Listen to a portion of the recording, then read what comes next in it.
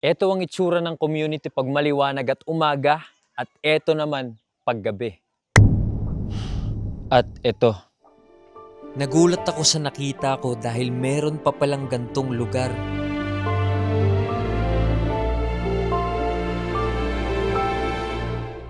Nung nakaraang taon ay binisita namin ng lugar kung saan matatagpuan ang mga katutubong parang napag-iwanan na ng panahon. Bago marating ang lugar nila, ay sinimulan namin ang adventure sa pagpunta sa iba't ibang parte ng bukid nun. Ilang araw kami naglibot para makahanap ng deserving na katutubo. Pinasok yung mga liblib na lugar at mahihirap na daan. Marami tayong nakilalang mga lumad community na may kanya-kanyang kwento. Kung saan na tayo napadpad para lang dito. At sa haba na nilakbay namin, ay dito kami dinala ng Diyos sa lugar na to. Dito sa San Fernando, Bukidnon, kung saan pinuntahan natin ang mga katutubong nakatira sa tuktok ng bukid. Putik talaga no. Yun. So papakyat tayo. Kaso sobrang putik, hindi ko lang alam kung kaya ba. Kasi baka madulas masyado. Subukan natin si Joy Boy. Hindi pa si Joy Boy nakadaan ng gantong madulas ata, pero subukan lang natin ha. Pagdasal lang natin kay Lord. Sobrang napakahirap ng daan dahil napakaputik, lubak-lubak at paakyat.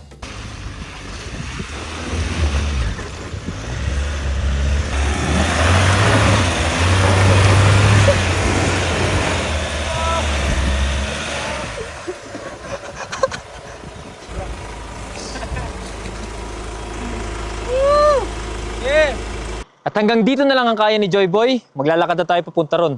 At sa wakas, nakarating din tayo sa community na to at nakakatuwa dahil winelcome agad tayo ng mga katutubo. Mayungod to. Hello, kamusta? Kamusta? Hello. Mapiyangod to. Hello, kamusta? Meron din pala tayong dalang tinapay para sa kanila. Oh, isa-isa lang muna. Oh. Ayan.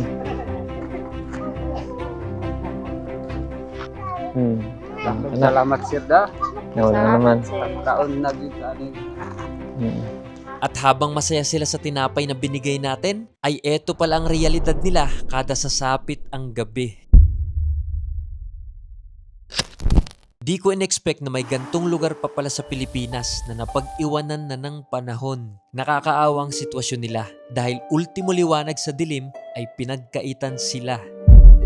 Eto pala si Nanay Angie, isang katutubong residente na matagal nang naninirahan sa madilim na lugar na to. Kumusta yung pamumuhay nyo rito? Ano yung nyo? Pagkain nyo ngayon? Mao ni among konsumo. Ah, ito yung nyo? Konsumo nyo? Natas ako ang uban. Kay layo man Sige. gud among umasir. Mao na ako balon sa akong anak mo eskwela. Wala kayong baon pera? Wala. So ito yung madalas na pagkain ninyo? Oh, sir. Ano pa? Kamuting kahoy. Kamuting kahoy. Oh. Gano'n kayo kadalas nakakain ng kanin? Kaisa sa isa kalinggo, sir. Mabusog nami, sir, anak kung bisag wa mi kanon. Kung naami asin bitsin makakuan nami, makapanihapon nami anak, sir. Usay gani magkuan ng mga bata nga na daw sila bayro nag sa eskwelahan. Kung pamanggiin nga, sir, nga inya sa inyong maestra nga pahulata sa kay wa pa nakakwarta inyong amahan. Kay tungod sa atong kalisod lagi. Nga, makasabot naman po ng mga bata, sir, sa among kahimtang. Gano'n kahirap yung bahay na ito, walang ilaw? Wala gyud, sir. Maghaling ra gyud mi, sir. Magpapaapoy kayo? Oh, kay Itong mga, doon raman among kuan. itong mga kahoy na ito. Oh, sir. Ito, papaapoyin nyo para may ilaw kayo. Oh, sir. So dito na lang din kayo nagluluto. Oh. Tapos ito, delikado. Tingnan nyo yung mga kaldero. Sobrang iitim din. Pwede pa itong masunog, halimbawang malakas. So, delikado. Napakalaking epekto nito para sa kanila dahil pati pagluluto at paghahanda ng pagkain ay di na nila magawa dahil sa walang ilaw. Pati pag-aaral ng mga bata ay apektado rin dahil kapag madilim ay nahihirapan silang magbasa at magsulat. Gantong sitwasyon ng mga estudyanteng lumad na to na gumagawa ng assignment at tanging apoy lang galing sa panggatong ang ilaw na meron sila. Pero ito ay limitado lang at kapag nawawala na ang apoy ay madilim na naman ang paligid. Isa sa mga pangunahing problema ng mga katutubo ay ang kakulangan sa pagkain. Napakahirap talaga ng sitwasyon ng mga taga dito dahil ang tanging kinakain nila ay saging at kamoting kahoy lang. Kaya marami sa kanila ang nagugutom at nagkakasakit. Ultimo yung tubig na iniinom nila, hindi rin malinis. Kagaya na lang ni nanay na matagal na dito sa community at tanging siya na lang ang bumubuhay sa sarili niya. At dito nga ay napaiyak na rin siya sa hirap ng buhay. Isod kaayong akong kinabuhi karon sir. Tigwang na ako. Sa may gibati ni mong ikaw, Raisa? Di yun ko halos ko yun sir makatulog og gabi eh. Makahilak yun ko. Makakuang ko kahuna-una sa akong kahintan sir. Nya taga-adlaw na kuan. Saging gid mong kaon. Oh sir, di, saging sir. Saging na. Saging yun ni sir. Ni saging yun. Oh. Wala eh. Ang saging guys oh. Grabe, grabe people. Saging.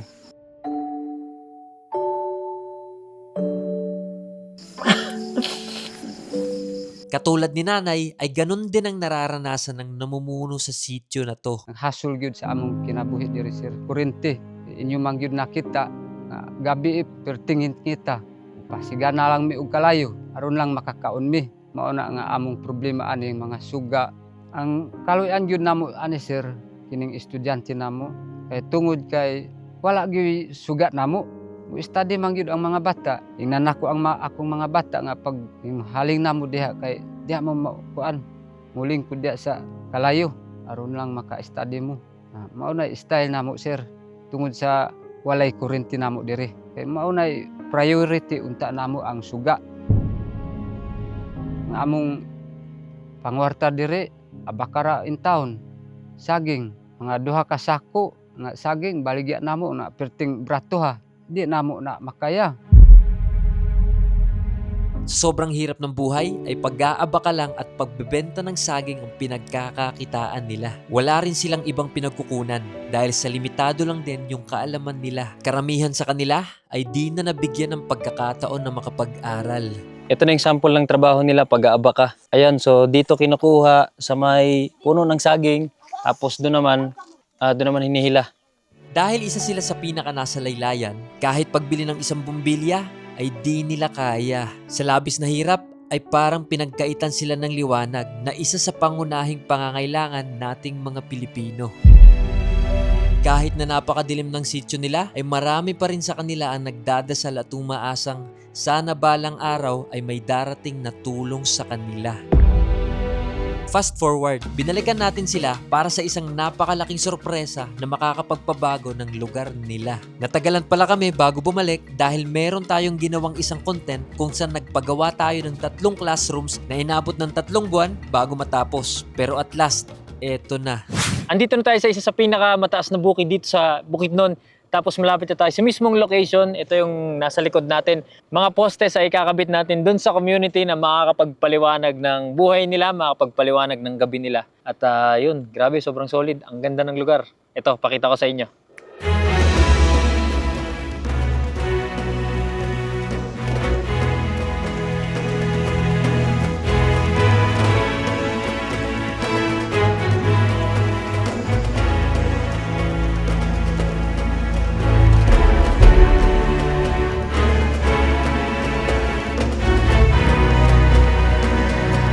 Di nagtagal ay natanaw na natin ang sityo nila at nakakatuwa dahil nakaabang pala sila sa atin. Ito na yung Lumad community na pupuntahan natin.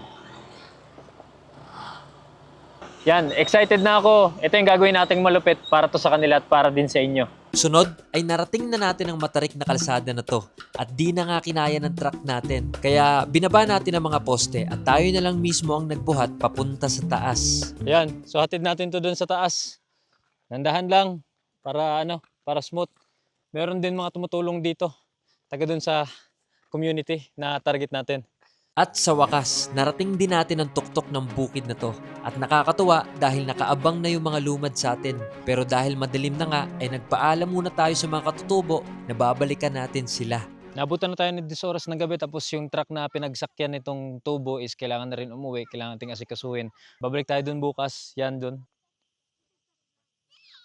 Yan, so nandiyan na yung mga kapatid nating lumad. Yun, solid. Excited na ako na makita yung mga reaction nila. Excited na ako na mabahagi na sila ng blessing galing kay Lord. At galing rin sa support nyo, galing sa pag-share nyo ng video. Kaya pakishare naman ito para mas lumawak pa. At isang malaking pasasalamat kapag ginawa mo yan. Sa next part ay papakita ko sa inyo ang pinakamalaking sorpresa na binigay natin sa mga katutubo at ang liwanag na makakapagpabago sa buhay nila.